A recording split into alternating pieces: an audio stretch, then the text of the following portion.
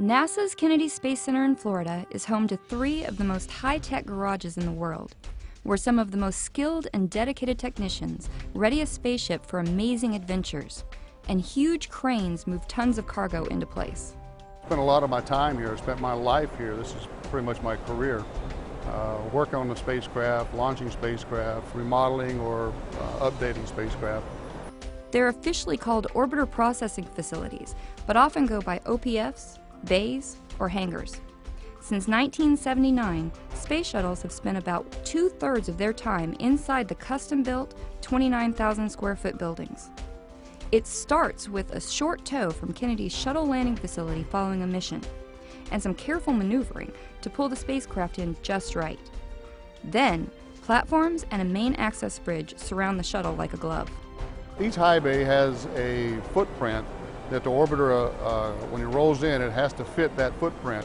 And the reason it fits that footprint is because when we jack and level it to take it to what we call maintenance height, all those platforms then interact.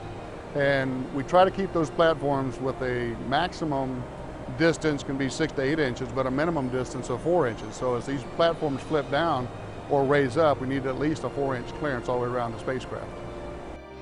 During the first couple of days inside the bays, technicians drain hazardous fuels, dry the engines, and open the door panels to gain access. Then, they remove the previous mission's payload.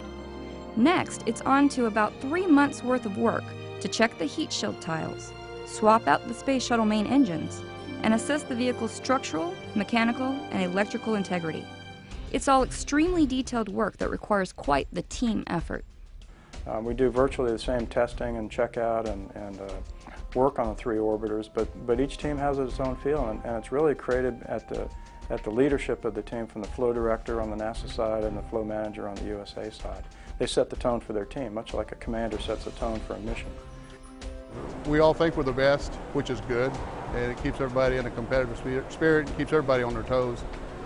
Columbia was the first shuttle to occupy one of these processing hangars after arriving from its assembly plant in Palmdale, California, atop a 747 carrier aircraft in March 1979. It didn't journey out of the OPF and to the vehicle assembly building until November 1980, more than a year and a half later. So what we were doing in Bay 1 is we were taking the thermal tiles off of Columbia that were installed at the plant in Palmdale, California. We were bringing them into Bay 2 and running them through the back shop densification process and then reapplying them to Columbia. At their disposal today are 30-ton bridge cranes with hooks at 66 feet high for lifting operations. Communications rooms, offices, and supervisory control rooms complete the facilities. Then we keep the temperature very, very moderate. A couple reasons for that. Mostly it's for the hardware. The workers benefit from that, obviously, during the summer months. It's nice working in here versus outside. The comfortable environment, meant to protect the shuttle hardware from corrosion, is a clean one too. Everyone who works inside lives by very strict house rules that begin with foreign object debris training, and orbiter access clerks who log everything that goes in and out, and it ends with daily and weekly walkdowns of the shuttle.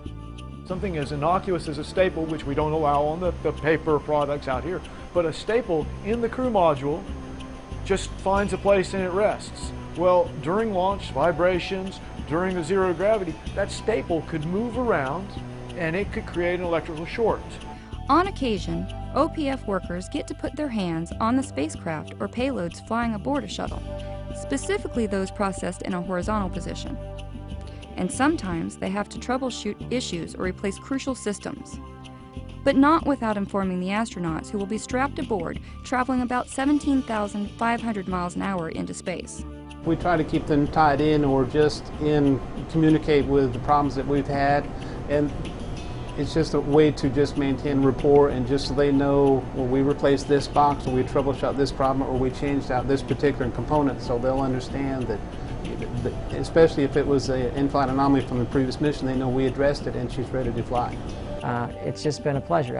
I love the space program, and I know they love the space program every bit. And they are also detail-oriented and so meticulous and precise, and they won't let something go that's substandard. I've known that, and I absolutely trust their work implicitly, and I'm very, very proud to be associated with every one of them. That implicit trust could stem from the personal relationship each OPF worker develops with their shuttle while working in a bay. But you get to identify with the orbiter, you spend time with it, or you spend time with the spacecraft, and what you find is it takes on its own personality, and you become attached to it, and you actually walk around sometimes and talk to it. You know, you got to be good today, you can't break, you got to do this test, we got to do it on time, so you've got to perform. And you know, people look at you who are outside the business and think you're crazy, but in reality it's just the niche that you develop with the spacecraft.